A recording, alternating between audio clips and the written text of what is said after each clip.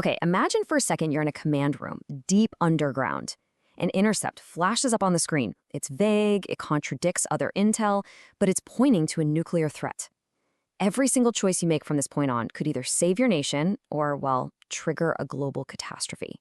This isn't some spy thriller. This is the actual operational reality for Pakistan's intelligence services. Have you ever seriously considered that? How a nation makes a choice when literally every option could lead to nuclear war.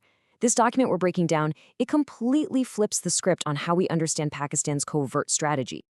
Welcome to Strategic Labs. If you want more tactical insights like this, go ahead and like and subscribe. All right, let's get right into it. We're going to break down the 3 core pillars that really define Pakistan's shadow state. So, pillar number 1, and this is the bedrock for everything else, is control. Absolute control. And look, this wasn't some ambitious power grab. It was a desperate move, born from pure existential chaos. You have to remember, the 1947 partition wasn't this triumphant, clean moment of independence. No, it was a brutal, chaotic scramble for survival. And in that kind of environment, being open and transparent isn't a virtue, it's a liability. It'll get you killed. Secrecy became the only real shield. And out of that fire, the Inter Services Intelligence, or ISI, was born. They figured out really fast that to keep the state from just collapsing in itself, they had to control it from the inside out. And that, right there, became the core mission. The ISI's main job wasn't just to, gather intelligence. It was to master the very chaos that was threatening to swallow the new nation whole. It had to be the hidden hand guiding the entire state through a permanent storm. So, here's the really crucial part, how this whole thing evolved. The ISI didn't just stay in its lane. It embedded itself so deep into the fabric of the state that it basically became the real center of power. We're not just talking about advising politicians. We're talking about picking them, firing them, and controlling the news that everyone reads. It went from being an intelligence agency to the ultimate hidden power broker, running national policy from the shadows. This brings us to the second pillar. And honestly, this might be the most disruptive idea of them all. In Pakistan's strategic thinking, betrayal isn't a mistake. It's not a moral failure or a breakdown of trust. It is a core operational tool. It's a tactic. And to really get this, you have to understand the concept of strategic depth. It's a military idea designed to give Pakistan a buffer, a cushion against its much, much larger neighbor, India. But how do you create that buffer in places like Afghanistan or Kashmir? Well, you do it by covertly supporting non-state actors, proxy forces. And managing proxies by its very nature means you have to play a double game. This slide lays out the double game perfectly. On the left, you've got the public alliance. That's the story they tell the world, sharing intel with the CIA, taking billions in US aid. But the real strategy?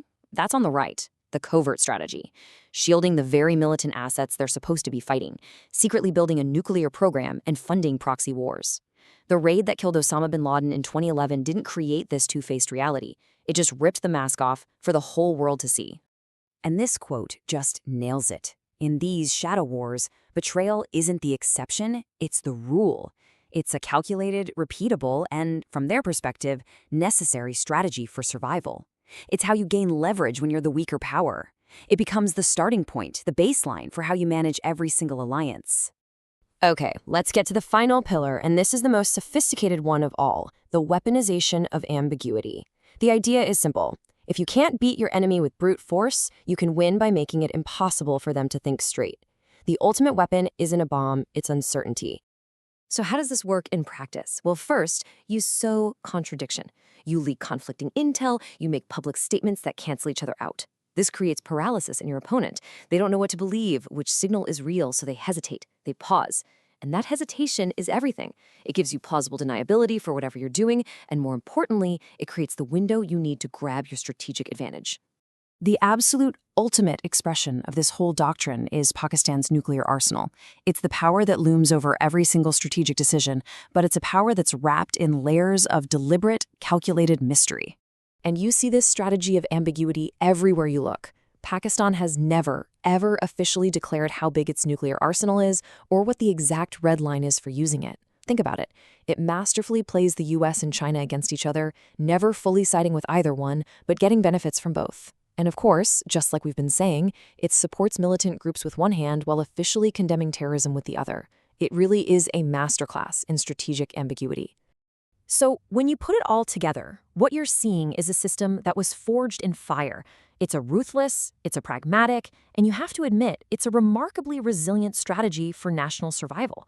And it's all built on these three pillars: absolute control, operationalized betrayal, and weaponized ambiguity. Which really leaves us with one final and kinda unsettling question. In a world that is more and more defined by these covert shadow wars, is being clear, being transparent, being predictable, is that actually a strategic weakness? Now, what we've covered here is just a preview. For the full deep dive, you're going to want to check out our complete analysis on the channel. We'll see you in the next one.